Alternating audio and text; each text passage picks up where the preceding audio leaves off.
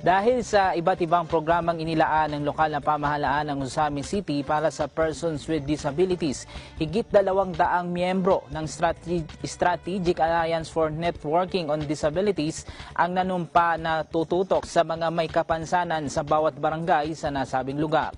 May detalye si Brian Galyangao.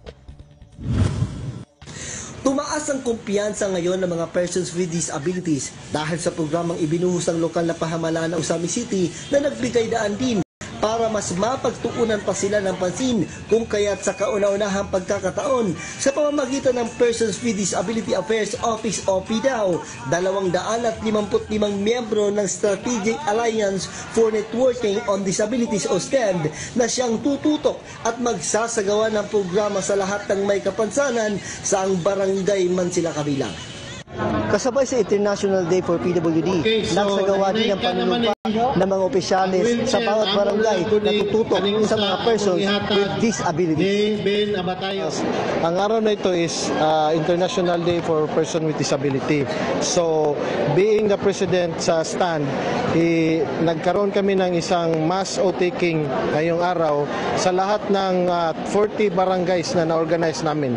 So, dito sa Usami City, meron tayong 40 stand barangay chapters. So, ngayong araw, nag-mass outtaking kami doon sa City Hall grounds at saka may assistive devices kami na ibinigay gaya ng wheelchairs, crutches at saka canes para sa mga kapatid natin na mga person with disability.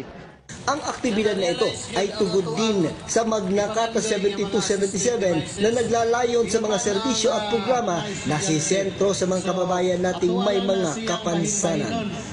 Before pala sa pagtatag ng opisina, yung Persons with Disability Office, nag-appoint muna ang lungsod ng Osamis ng focal persons.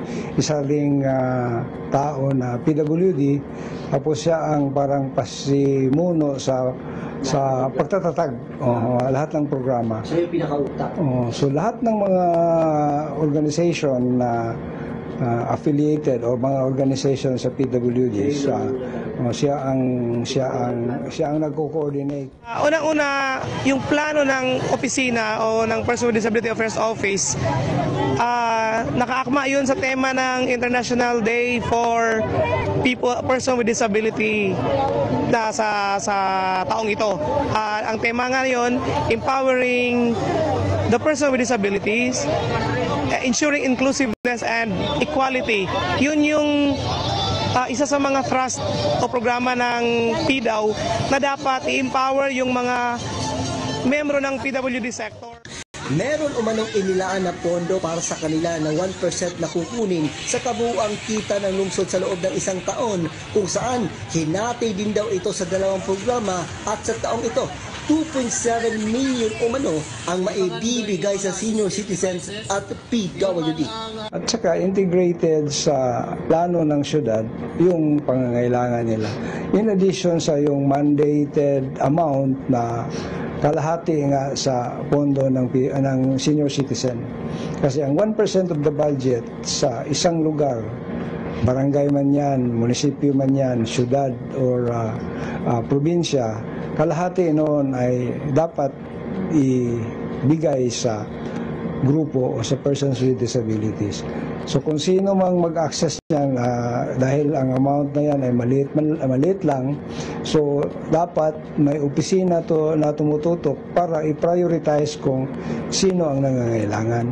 Mas priority natin yung mga PWDs na indigent, lalo na sa mga bata.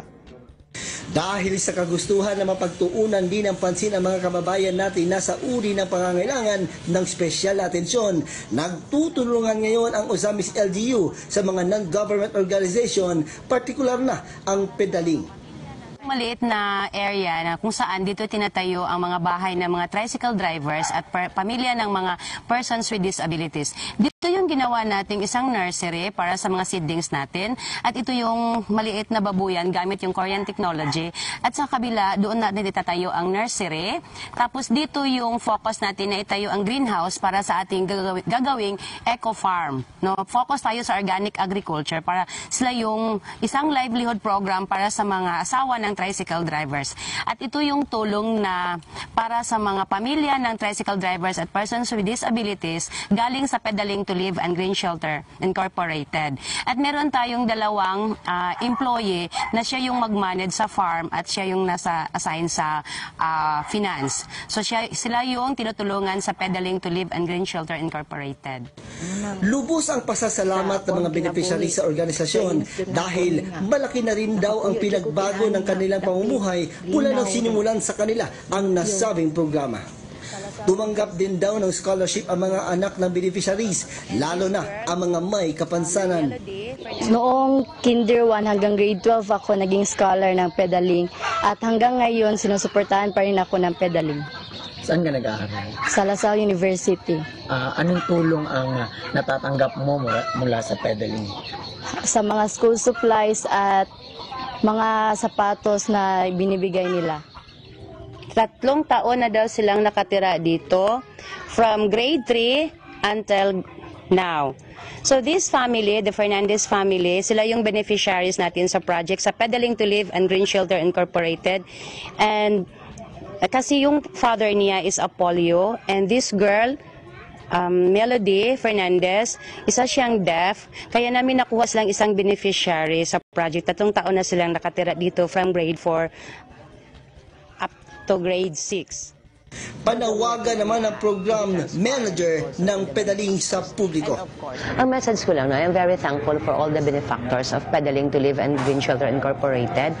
And of course, the local supporters, the benefactors, dahil yung trust nilang ibinigay sa atin, nandoon gagawin natin ang lahat to be transparent also to the benefactors and of course to the beneficiaries. No?